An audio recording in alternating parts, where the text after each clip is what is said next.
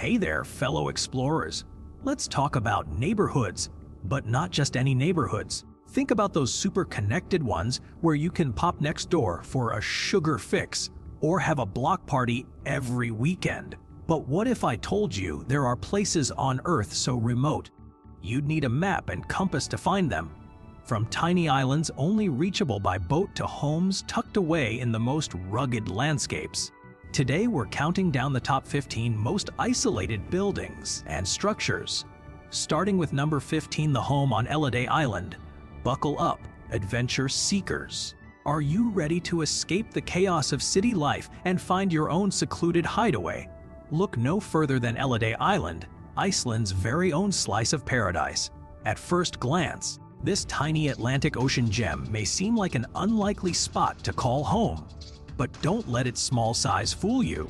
Nestled in a picturesque archipelago, just under a quarter-mile square, lies the one and only residence on this enchanting piece of land, waiting for someone brave enough to make it their own.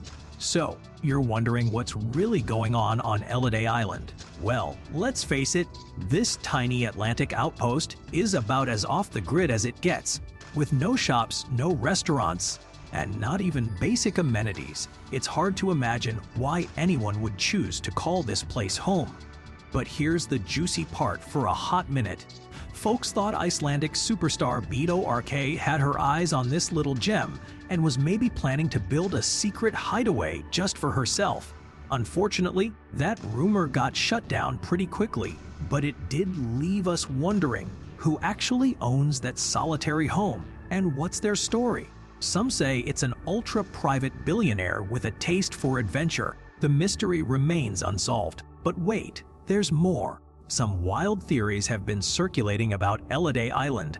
Like, maybe it's a secret cult hideout or even a Photoshop hoax. It's anyone's guess what's really going on behind that solitary home. But while we're speculating, let's switch gears and talk about something truly fascinating. The Svalbard Global Seed Vault, also known as Noah's Ark for plants, located deep inside a mountain in Norway, this state-of-the-art bunker is storing millions of seeds from all over the world. Just in case the worst happens, it's not exactly a secret hideaway, but it would become an ultra-important lifesaver if we ever face a global catastrophe. Imagining a global crisis, let's talk about the Svalbard Global Seed Vault, an epicenter of hope in the Arctic wilderness. Housed on the isolated Norwegian island of Spitsbergen, this futuristic vault is a safeguard for Earth's precious crop diversity. Think of it as nature's insurance policy, boasting over 1 million distinct seed samples, spanning 13,000 years of agricultural history. This seed sanctuary is no ordinary storage room. It takes an army of experts and meticulous care to keep these tiny time capsules safe and viable, ready to revive our food supply if disaster strikes. And the yearly maintenance cost? A mere $182,000. A small price to pay for preserving life's essential building blocks. So, how do they keep these precious seeds fresh for thousands of years? The Svalbard Global Seed Vault employs some serious tech and teamwork. Each sample is snugly packed into a triple-layered foil pouch, then placed in a sturdy container on metal shelves within the storage rooms. These rooms are chilled to just below freezing, think icebox conditions, limiting oxygen access and slowing down seed aging. And if the power goes out, no worries. The permafrost outside helps keep things cool, making this Arctic vault a remarkably reliable seed sanctuary. Get ready for a mind-blowing tiny twist. There's an actual island out there that holds the record for the smallest island with a building, and it's called Bishop Rock. This teeny tiny speck in the ocean measures just 0.0007 square miles. Yep, we're talking postage stamp size. Located way out west in the Isles of Scilly, this lighthouse is the ultimate off-grid adventure, almost 1 million miles from mainland Britain, but still shining bright as part of the Cornish coast's incredible history. And fun fact, it's not even the first lighthouse on this island. There was a previous one that made the cut. Let's dive into Bishop Rock's wild past. The first attempt to build an iron lighthouse here in 1000 840. 7 was literally washed out. Talk about a construction fail. But undeterred, they built an even stronger one by 1858. Now, you're wondering how anyone dared to visit this tiny island. Before the fancy helipad days, people had to rappel down from the top with winches. Can you imagine that in rough seas? It's like a scene straight out of a crazy adventure movie. Get ready for one of the most extreme monk retreats ever. Welcome to the church on Kaksiki Pillar. It's perched 130 feet high, making it a truly isolated abode. Back in medieval times, monks sought solitude here, but little did they know that being cut off from civilization also meant being cut off from help when they needed it most. It's like they took the concept of retreat to a whole new level and literally took their chances with the elements. Imagine reaching the top of this towering pillar only to find it was home sweet home, but also a one-way ticket. The monks who braved the climb didn't just prove their strength, they made a lifelong commitment to isolation. For centuries, nobody dared to return to Kaksiki Pillar until a brave monk showed up in 1995 with a restoration plan. Today, you'll still find a resident monk, but be warned, the only way he gets there is by clutching an ancient iron ladder for dear life. And that's not exactly the safest vibe.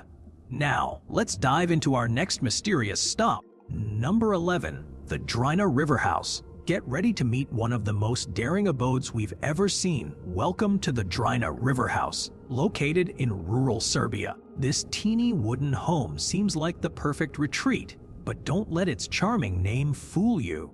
This little gem is actually perched on a tiny rock smack dab in the middle of the river. Built way back in 1968, it's had a pretty wild ride. Flooding has destroyed it a whopping 7 times. Can you believe homeowners would still want to call this place home? It's like living life on the edge, where safety is all about reading the river's mood. One bad storm and, well, let's just say peace and quiet might be replaced with a very loud splash. You won't believe who first came up with this crazy idea. A group of local swimmers in rural Serbia. They wanted a place to chill when the river got too wild for their swimming skills. But little did they know their solution would become just as vulnerable to Mother Nature's power. Today, the Drina River House has turned into an awesome local landmark, and if you're crazy enough to live there, be prepared to take the plunge, literally. No grocery runs by car for this crew. It's a swim to the shelf kind of lifestyle. Get ready to take your breath away, literally. Let's dive into the mystical world of Parotaksang in Tibet, now part of Bhutan. This mind-blowing Vajrayana Buddhist site clings to the side of a cliff in Upper Paro Valley, earning its spot as one of the legendary 13 Tigers' Nest caves. The monks believe that gods and demons once descended from the skies on these very grounds. And while it sounds like a myth, the monastery itself has a fascinating history dating back to 1692, with major makeovers in 1958 and 2005. To find this spiritual hotspot, head north of Paro for just over 6 miles, but be prepared for a heart-stopping view as you approach the monastery seemingly growing out of the nearly vertical rock face. But don't let its rugged appearance fool you. Parotaksang has got several secret paths that'll take you right to its doorstep. Hike through the forest via the Northwest Trail, walk with fellow pilgrims along the southern path, or trek up from the north where the 100,000 Fairies Plateau awaits. As you make your way, notice the stunning scenery. The mule track passes through a lush pine forest, fluttering prayer flags and vibrant green moss. But most days, a veil of clouds wraps around the monastery, giving it an otherworldly, mystical aura. Ready for another breathtaking destination? Let's move on to our next stop, number 9, the Church of St. Johann in Ranui, Italy, where isolation meets history. Get ready to be awestruck by our next stop, the Church of St. Johann in Ranui, Italy. Tucked deep within South Tyrol's breathtaking Dolomite Mountains, This tiny church may seem like a hidden gem, but its stunning beauty is no secret among photography enthusiasts.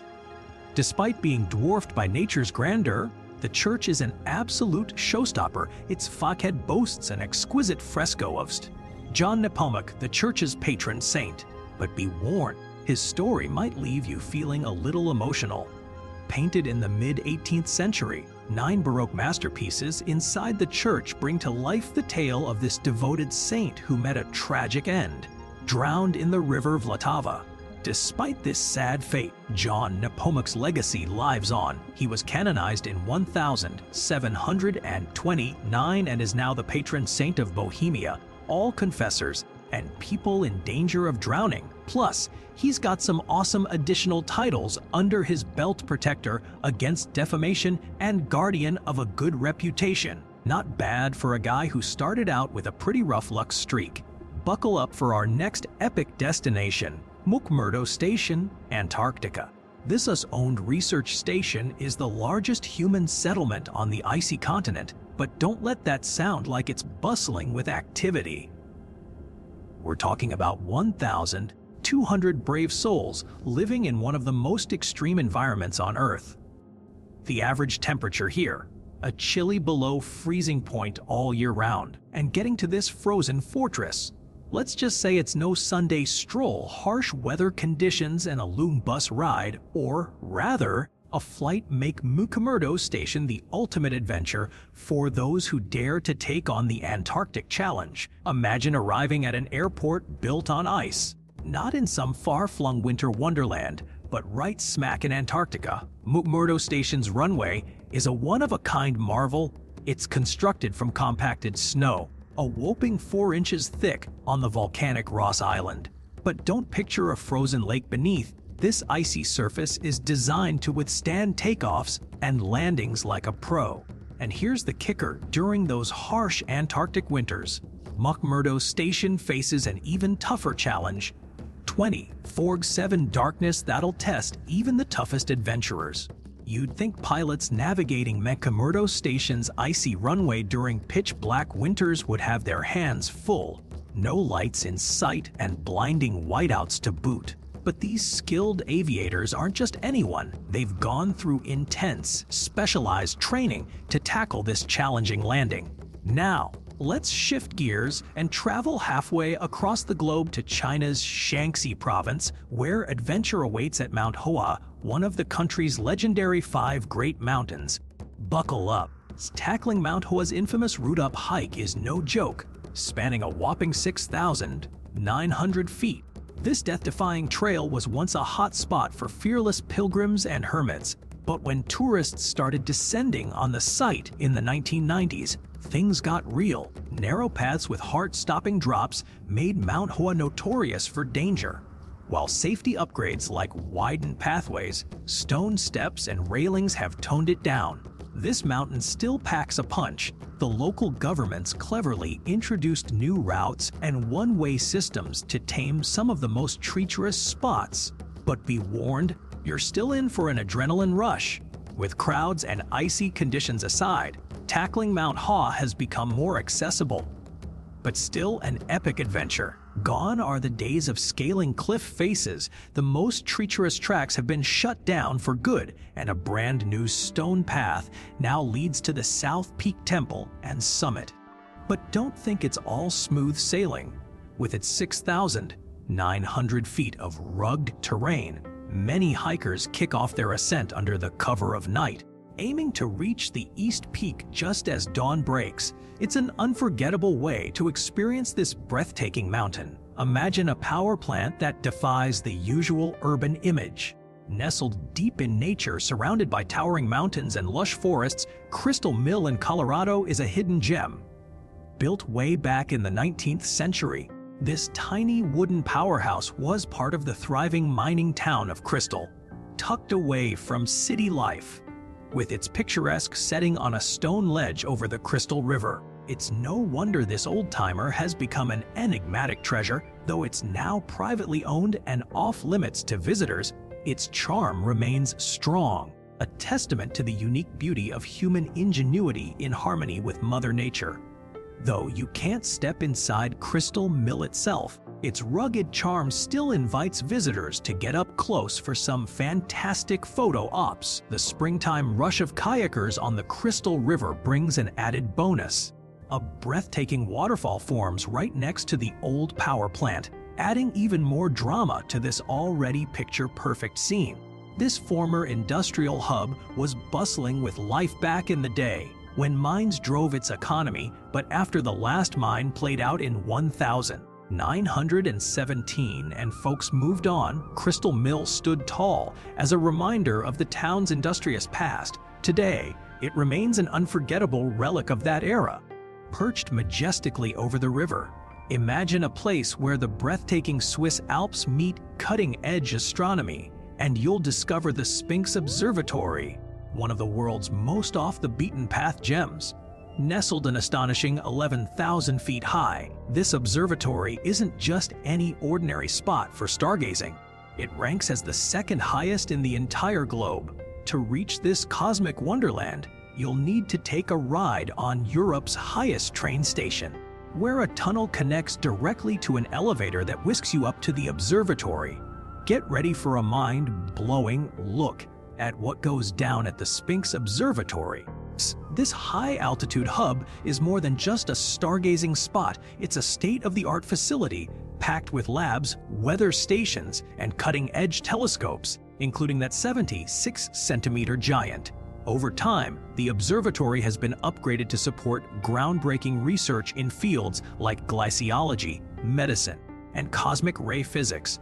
With all the essentials like electricity, water, internet, and even liquid oxygen on tap, it's clear this remote location isn't as isolated as you'd think. But don't worry, scientists aren't the only ones having an adventure here. Sphinx Observatory also offers heart-stopping views of the snow-capped Alps that'll leave any visitor breathless. Let's shift gears to the ISO Hotel, an isolated hideout that might ring a bell for all you James Bond fans out there. It was featured in Quantum of Solace back in 2008, and no wonder, given its remote location deep in Chilean desert terrain, making it the perfect lair for any evil genius. But don't be fooled, this unique structure serves as more than just a villainous hideout. It's actually home to scientists and engineers working on rotation at Paranal Observatory. Opened in 2002, the ISO Hotel has earned its nickname boarding house on Mars due to the vast expanse of desert surrounding it. And if you're wondering about the views, just step outside onto the metal grating terrace. You'll be treated to a breathtaking panorama that stretches over 11,000 feet down and as far as Germany and Italy on clear days. Now, let's dive into what makes the ISO Hotel truly special. It's not your average accommodation, that's for sure. Designed by Chilean architect Hernan Marchant, this unique structure earned quite a few prestigious awards in 2004 and 2005. But despite its architectural fame, the ISO Hotel isn't open to the general public. Instead, it serves as the ultimate retreat for scientists and researchers who get to call it home while working on Earth's most powerful telescope, the Very Large Telescope, or VELT. Located at an astonishing 7,900 feet above sea level on Cerro Paranal. Life here is no walk in the park due to extreme weather conditions like intense sun, scorching heat, and freezing cold temperatures. To combat these harsh realities, an artificial oasis was cleverly built, providing scientists with a tranquil haven where they can recharge between shifts and escape the unforgiving desert landscape. Let's elevate our exploration to the Hanging Temple in China, an architectural marvel that's been defying gravity for over 1,400 years. Perched precariously at a whopping 246 feet up, this ancient temple was built by monks with a deep understanding of engineering and spirituality between the 4th and 5th centuries. As we gaze upon its stunning, stilt-supported structure, it's clear why this place has become an iconic wonder. The Hanging Monastery is not just old, It's also a historic treasure, true of housing over 40 halls and more than 80 awe-inspiring bronze, iron, stone, and mud Buddhist sculptures. What truly sets it apart? It's the only temple in China that seamlessly blends Buddhism, Taoism, and Confucianism under one roof. Get ready for an adventure with a side of spiritual tranquility as we discover two monasteries that will leave you speechless. Let's start with the Hanging Temple in China, a gravity-defying marvel perched 246 feet up on stilts since the 4th or 5th century. You might want to hold your breath and keep looking upwards here. The thought of those ancient monks building this by hand without safety nets is truly mind-boggling. The cliffside location may seem precarious, but it's a natural shield against high winds and storms. But if heights aren't your thing, no worries. Let's shift our focus to the next monastery that's all about seclusion. In Ethiopia lies Deber Damo, a unique monastery built on top of an entire mountain, giving monks their perfect secluded haven. The name Deber Damo actually refers to both the monastery and this flat-topped peak they call home. Let's take our spiritual journey to Ethiopia and uncover the secrets of Deber Damo, an ancient monastery built on top of a majestic mountain over 7,200 feet above sea level. This breathtaking site spreads across 3,300 by 1,300 feet. But what's truly remarkable is how it got up there. You see, getting to this secluded haven involves some serious legwork and a heart-pounding final ascent using an old rope pulley system for that last 49-foot climb. But here's where things get even more legendary. According to the monks' tales, Deber Damo was established by Saint Abuna Argawi with a little divine intervention. The story goes that God sent a giant snake down the mountain with its tail as a staircase. Talk about an elevator service. Let's shift our gaze to Meteora in Greece, where the monks took isolation to breathtaking new heights, literally. Perched atop sandstone peaks, this centuries-old monastery offers jaw-dropping views but comes with some serious challenges. With only around 60 monks and nuns calling it home, Meteora has been a fortress of solitude for ages. Its remote location didn't just provide peace and quiet, it also served as an impenetrable shield against any would-be trespassers or aggressors. And to get here, well, forget elevators, these monks had to be serious mountaineers. The climb's no cakewalk, but for them, the stunning scenery was probably worth it. But what was once a secluded haven for monks has turned into a magnet for tourists, and not just any tourists. The Meteora monasteries have been attracting visitors from far and wide, thanks to its breathtaking panorama of the surrounding landscape. As if that wasn't enough, this natural wonder even caught